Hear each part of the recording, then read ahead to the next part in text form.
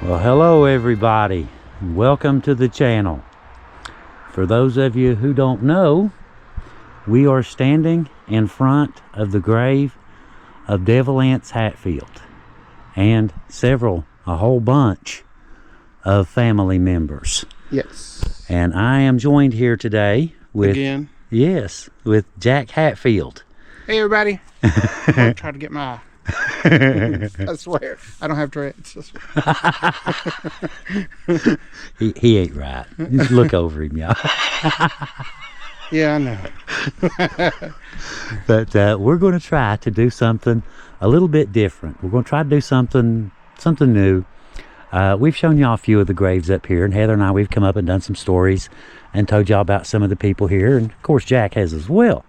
We're going to try something. We're going to team up here and try to get some of the immediate family in relation to Devil Anse, where they are, who they are, what they did, how they wound up here, all of that sort of thing. So, you know, you guys come down here, you'll have a little bit of an inside guide.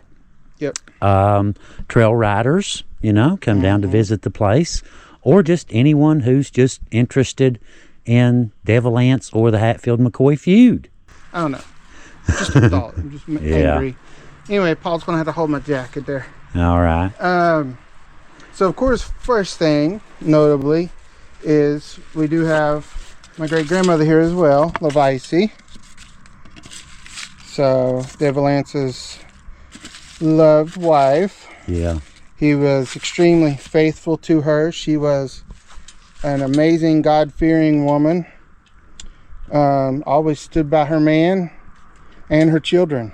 Heather did a video about her called The Woman in the Storm. Oh, really? Yeah. Wow, Yeah. that's a great title. It was. Yep. She really was, too. Yep. I feel for her. I can't imagine the stress that she'd have went through during the feud, you know, with all her children involved, as well as her husband, you know, and I mean, just think it's a lot of stress. Yeah, and you know, she's right in the middle of it, and it's like, you know, the children, you know, on the McCoy side, you know, people who weren't really involved in the feud, you know, kind of got caught up in it, and you know, just one of those. So, but there, of course, they are the anchors to the cemetery. To the left would be the next biggest Devil Anse right here. Well, not next biggest character, but it's yeah, this is his footstone here. I know this is, to you, this is, you know, it's your great-great-grandfather, you know, to you, but, you know, to anybody else standing where I'm at, you know, you know you're 6 feet away from the one and only Devil Anse Hatfield. See, to me, you know, I grew up with it. It's not, I know, you knew all along. Yeah, and it's nothing like, I don't know, to me, it's just my grandfather's grave, you know. I don't know. Exactly. You know. But Jack was just looking. There's a geocache right here by the entrance. For those of you geocachers, and the rules are simple. There's a little notebook in there. You can sign the registry, who you are, where you're from, when you came, that sort of thing. Or there's a policy with geocaching: leave an item, take an item. You know, I don't know how I feel about it being on the corner of my grandfather's grave. So if any of you geocachers out there would like to make a new geocaching box and attach it to one of the trees here, I'd appreciate that. This would be Troy and Elias, which I guess would be my great uncles. Yeah. They are Devil Anse's 2 children. They both died October 17th, 1911. They died in a shootout with an Italian over moonshine liquor rights. So they were all 3 shot and killed during the shootout. So they all died. Yeah. Nobody got the right. Yeah. Yeah. But that was over moonshine liquor rights. Because, of course, you know, our family was into the moonshining business. And they were both put in the same hole. One big hole. And both coffins dropped down into the same hole. If you're ready to move on, I'll tell you more about them. French. We got old French Ellis. Trusted right hand of Devil Anse. Very much so. Very much. Right in front of him at that. Yes. French Ellis was Devil Anse Hatfield's right-hand man. He wasn't family, you know, he married into the family. Yeah. but he was his most trusted confidant, and I guess that makes sense, you know, that he's buried directly in front of Devil Anse Hatfield. But of course, this is lover boy Johnse. Yeah, lover boy. Lover boy. He was known to be the lover of the feud. From what I've heard, he was very popular with the ladies. Very, and moonshining. Yeah.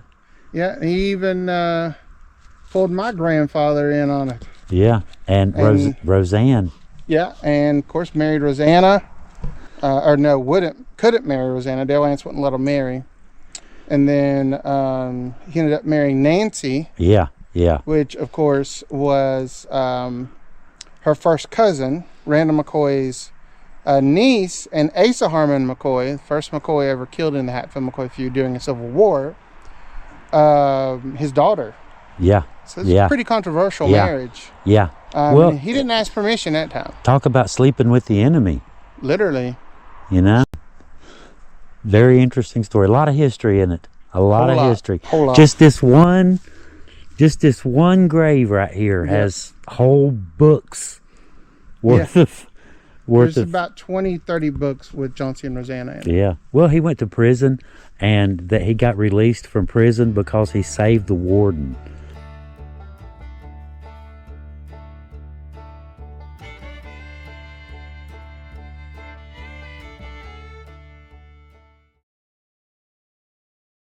Smart, huh?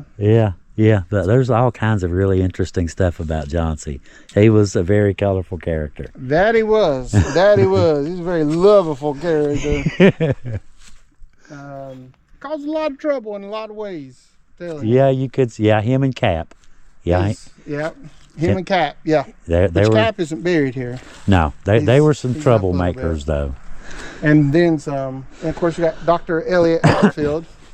That's one of Devil Anse's sons as well. You can get it closer. Dr. Elliott Hatfield right here. I don't know.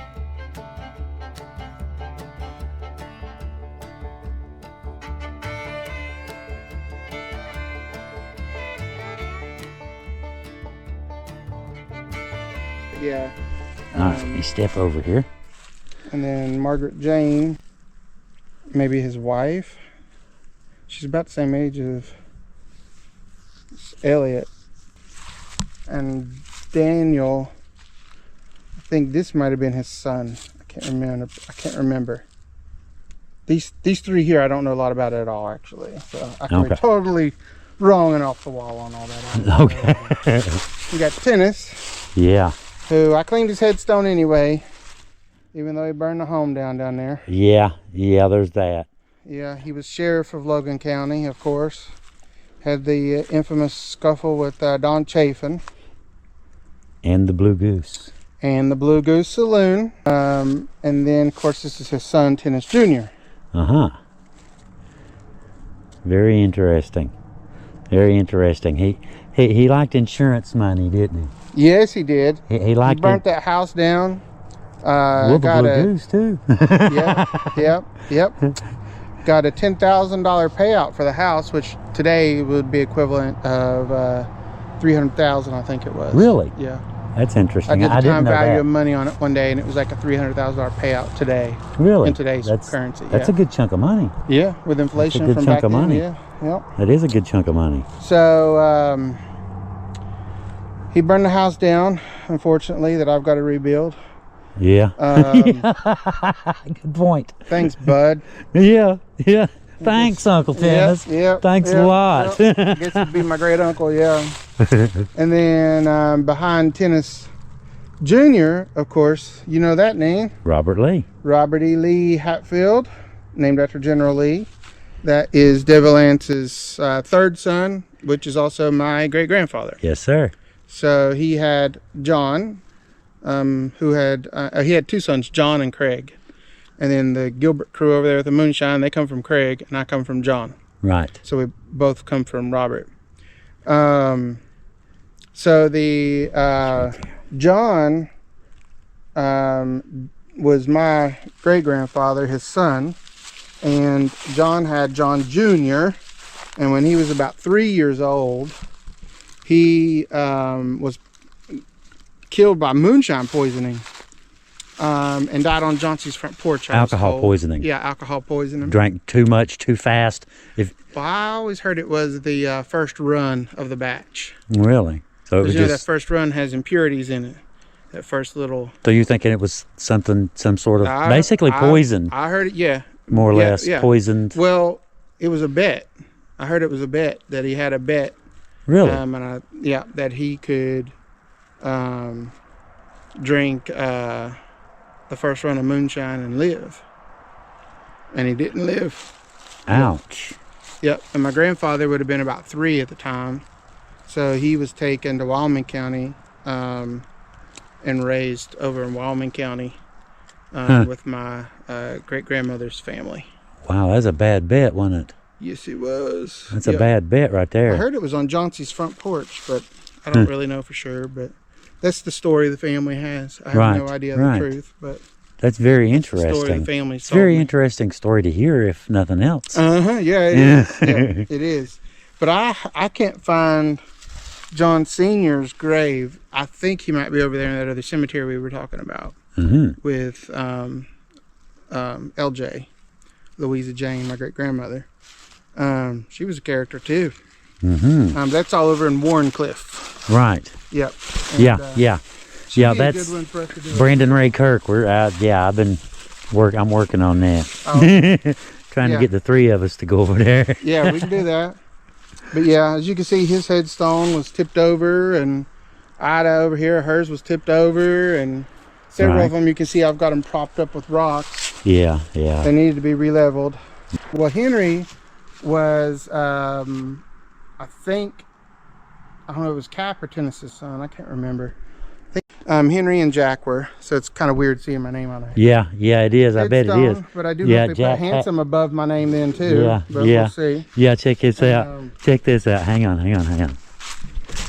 It don't just say Jack Hatfield.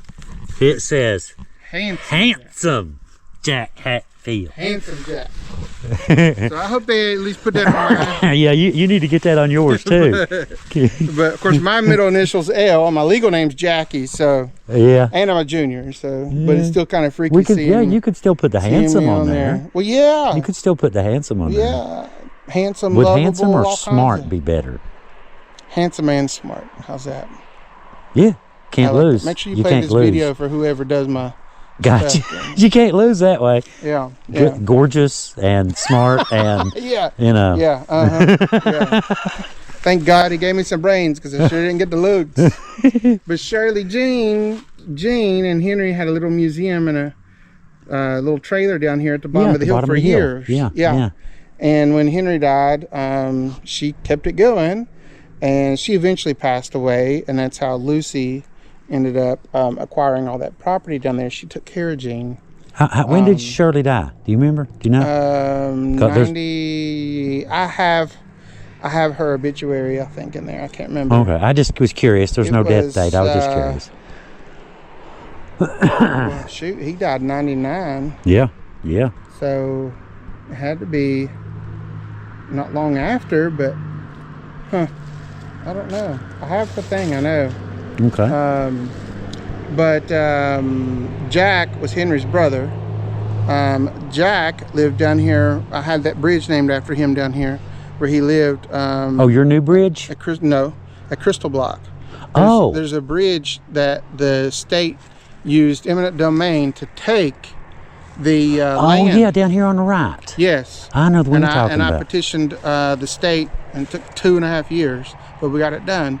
So we named the bridge after him because it was his land that they took by eminent domain to build the bridge to get to the coal company. So I have his. He was in the military. I think it was Navy. I think he was in the Navy. I can't remember. But he was in the military. I have his bomber jacket and a letter from the president and all kinds of stuff for him. To display one day. Yeah. And then Henry, his rifle is in the museum there up on the top. That's his rifle. Yeah. I remember that. I was thinking, you mentioned the bridge. Have you named your new bridge yet? Have you given it a name yet? There was a family who owned the land beside us that donated the land to allow us to use it for parking and to allow our bridge to connect to that property. And they donated that land. So in agreement, I told them for donating the land, I would name the bridge after her husband, who recently passed, and his nickname around here was Buddy. So she wanted it named Buddy's Bridge. So Buddy's Bridge. So if you look on there, there's a plaque on it that says Buddy's Bridge. Yeah. Franklin D. Spriggs was his name. I was going to suggest Leo's Bridge. You know, no particular reason. No particular reason. Just sounds good. Yeah, sounds good. Sounds really good. Yeah, but unfortunately, Buddy beat Buddy's you to the Bridge, punch. I guess. Yep. So, Wise Kimmel right here, and it has the chain around it. If y'all come up here, if you notice on the stone, it says killed by accident. And we came up here, we were curious about that. You know, we had to Google that. You know, we had to look that up. But he was killed in a slate fall in a coal mine. I thought he was suffocated. I thought that's what the... Yeah, from the weight. The weight. Oh, God. So this right here is Frances Marion Browning and Rose Hatfield Browning. See, I had all these cut, everything. So Rose was, I believe, Devil Anse's favorite daughter. She is in most of the photos that the family has remaining today. And she was always seen around her mom as well. Right. So she was very, very close to her mom and dad. Right. And of course she married a Browning, Frances Browning. Right. And if I'm not mistaken, this is one of their children, Robert Anse Browning. Hence the Anse. Yeah, that's what I was just thinking. I think this one first his name was Troy Ward. Oh no, so sorry, he wasn't. So Troy Ward, son of John T. and Nancy Vance.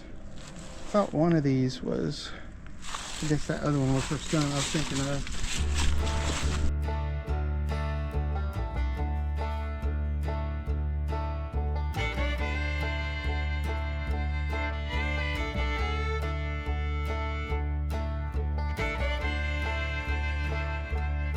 Pearl, she was the last one buried here in 2014. Yeah. Wow. Willis, and behind him is his son, John T.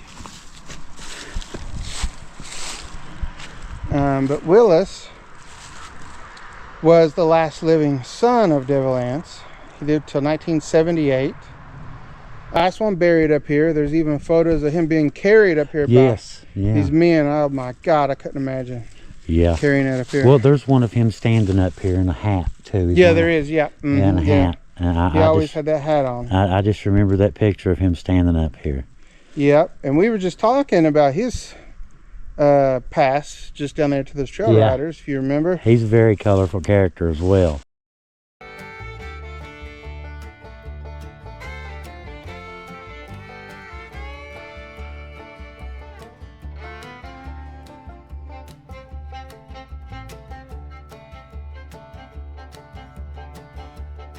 Yeah.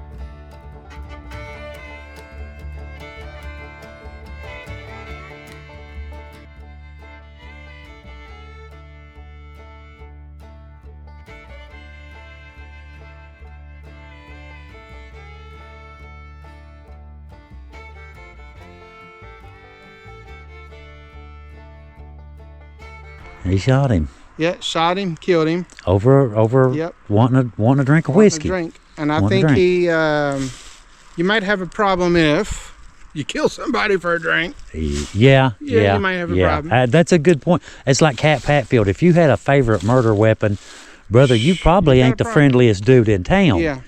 If you had a favorite weapon that you like to kill people with, you probably not the friendliest dude in town. You know what I'm saying? Yeah, family's not been the friendliest people, I guess. I guess you got a point. I guess you've got a point. But Willis, he's not real playful. not at all. I think he spent 4 years was it in prison? I think is what he was sentenced. They said Devil Anse went to the court every day and laid with his rifle across his lap in the courtroom, making his presence known. And the judge only sentenced him, I think it was to 4 years. So, but after that, I guess he learned his lesson. He got out of prison and had a very nice, quiet life after that. Yeah. But I don't know that I would say he truly paid for his crime. 4 years for killing somebody for no reason. For a shot of liquor. Yeah, for a shot of liquor. You know? Yeah. But very interesting.